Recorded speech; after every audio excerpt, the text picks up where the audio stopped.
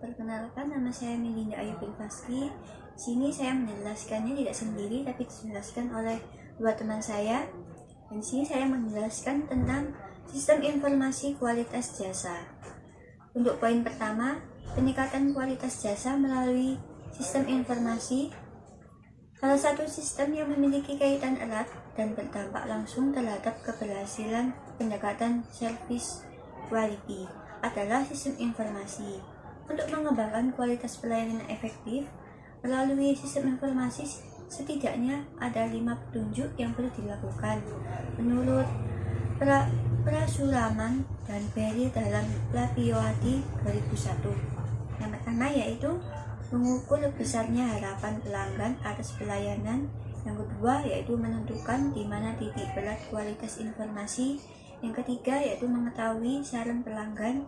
Yang keempat, menghubungkan kinerja pelayanan dan output yang dihasilkan oleh perusahaan. Dan yang kelima yaitu menjangkau seluruh pegawai. Untuk poin kedua, integritas sistem informasi kualitas jasa dalam perusahaan. SIP atau Sistem Informasi Pemasaran adalah orang-orang, peralatan, dan prosedur-prosedur untuk mengumpulkan, menyortir, menganalisis, mengevaluasi, dan mendistribusikan informasi dengan tepat waktu, akurat, dan dibutuhkan oleh pembuat keputusan pemasaran. Untuk macam-macam peran SIP yaitu meliputi, yang pertama yaitu meliputi menetapkan kebutuhan informasi manajer. Yang kedua yaitu mengembangkan informasi yang dibutuhkan dan mendistribusikannya dengan tepat waktu. Yang harus dilakukan untuk mengembangkan dan mendapatkan informasi yaitu yang pertama sistem pencatatan internal, yang kedua yaitu sistem intelijen pemasaran, dan yang ketiga adalah sistem riset pemasaran, dan yang ketiga yaitu sistem pendukung keputusan pemasaran.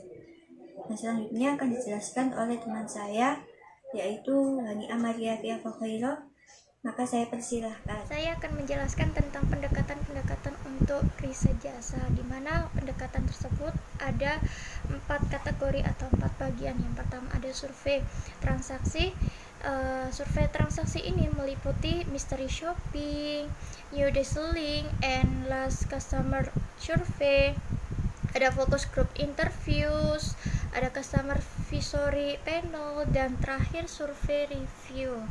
Selanjutnya ada menampung keluhan pelanggan, komentar, dan pertanyaan semuanya dari pelanggan. Kemudian ada survei pasar total yang meliputi tentang employee field reporting. Yang keempat ada survei pegawai yang meliputi survei operation data capture. Selanjutnya saya akan menjelaskan tentang mengembangkan sistem informasi kualitas jasa yang efektif. Parasuraman dan Berry memberi 5 alat bantu dalam mengembangkan sebuah sistem kualitas jasa agar terus berkembang. Yang pertama, ada pengukuran harapan pelayanan, ada penekanan pada kualitas informasi, dan menghimpun suara konsumen, ada menyelaraskan kinerja pelayanan dengan kinerja bisnis, ada menjangkau setiap pegawai.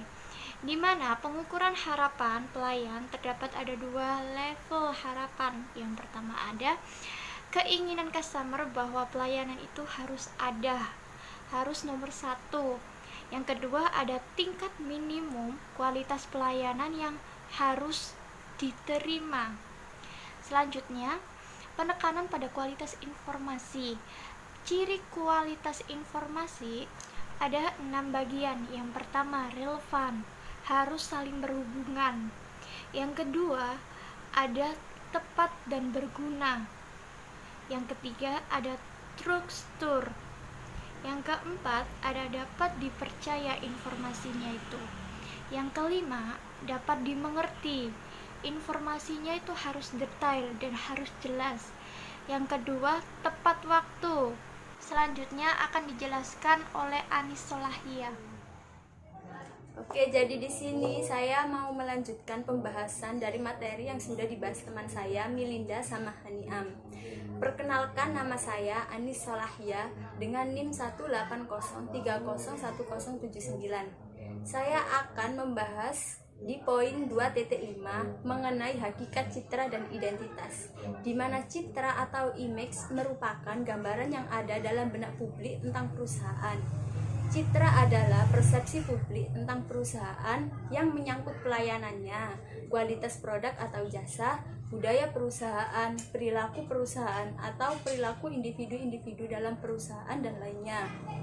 Menurut Shirley Harrison dalam bukunya mengenai Marketers with Public Relations mengemukakan bahwa informasi yang lengkap mengenai citra perusahaan meliputi 4 elemen. Yang pertama, kepribadian atau personality. Biasanya di sini itu keseluruhan karakteristik perusahaan yang dipahami publik sasaran seperti perusahaan yang dapat dipercaya, perusahaan yang mempunyai tanggung jawab. Yang kedua ada reputasi atau reputation. Hal ini telah dilakukan perusahaan yang diyakini publik, sasaran maupun pihak lain. Yang ketiga ada nilai atau value. Di sini nilai-nilai itu memiliki suatu perusahaan, dengan kata lain budaya perusahaan seperti sikap manajemen yang peduli terhadap pelanggan, karyawan yang cepat tanggap terhadap permintaan maupun keluhan pelanggan. Dan yang terakhir, yang keempat, ada identitas perusahaan atau corporate identification, di mana komponen yang mempermudah pengenalan publik sasaran terhadap perusahaan seperti logo, warna, dan slogan.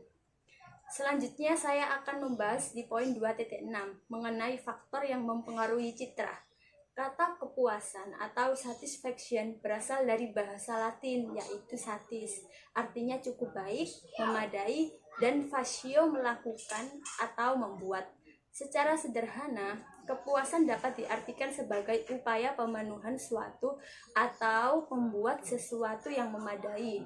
Kepuasan adalah perasaan senang atau kecewa seseorang yang muncul setelah membandingkan antara kinerja atau hasil produk yang dipikirkan terhadap kinerja atau hasil yang diharapkan. Selanjutnya, menurut Lupia Adi, ada 4 faktor utama yang perlu diperhatikan dalam kaitannya dengan kepuasan pelanggan. Yang pertama, ada kualitas produk. Konsumen akan merasa puas bila hasil evaluasi mereka menunjukkan bahwa produk yang mereka berikan itu berkualitas. Dan yang kedua, ada kualitas pelayanan. Terutama untuk industri jasa, konsumen akan merasa puas bila mereka mendapatkan pelayanan yang baik atau yang sesuai dengan yang diharapkan. Dan yang ketiga ada emosional. Konsumen akan merasa bangga dan mendapatkan keyakinan bahwa orang lain akan kagum terhadap dia bila menggunakan produk dengan merek tertentu yang cenderung mempunyai tingkat kepuasan yang lebih tinggi. Dan yang terakhir ada harga, di mana produk yang mempunyai kualitas yang sama tetapi menetapkan harga yang relatif murah akan memberikan nilai yang lebih tinggi kepada konsumennya. Sekian dari kelompok kami, mungkin itu saja yang kami bahas pada materi ini. Sekian, terima kasih. Wassalamualaikum warahmatullahi wabarakatuh. Bye-bye.